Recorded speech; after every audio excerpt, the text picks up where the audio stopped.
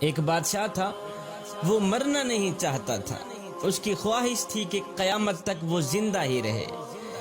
ایک حکیم صاحب نے اسے کہا، بادشاہ سلامت، فلاں ملک کی سرزمین سے ایسی ایسی جڑی بوٹیاں پیدا ہوتی ہیں جن میں آب حیات کی تاثیر ہوتی ہے، آپ اگر وہ جڑی بوٹیاں منگوا لیں تو ہم آپ کو وہ دوا بنا دیتے ہیں جس کے کھانے کے بعد آپ جب تک چاہیں گے زندہ رہیں گے۔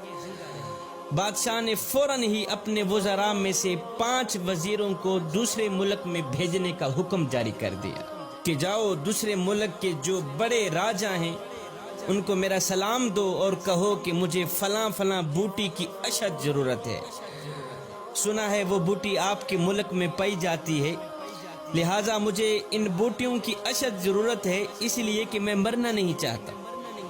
خیر 5 وزیر دوسرے ملک میں پہنچے، راجہ صاحب کو سلام دیا، پیغام سنایا۔ جیسے ہی راجہ صاحب نے سنا کہ بادشاہ مرنا نہیں چاہتا تو راجہ صاحب نے کہہ لگانی شروع کر دی، ہنسنا شروع کر دی۔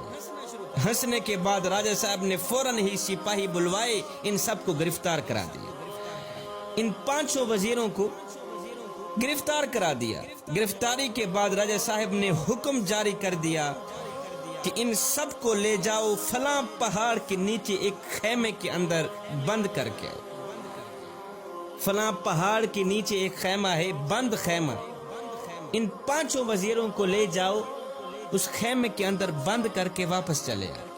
اور ہاں، ساتھ میں ان 5 وزیروں کو یہ بھی کہہ دینا کہ جب تک یہ پہاڑ 2 ٹکڑے نہیں ہوتا تم آزاد نہیں ہو۔ جس پہاڑ کے نیچے تم پڑے ہو، جب تک یہ پہاڑ 2 ٹکڑے نہیں ہوتا تم آزاد نہیں ہوتے۔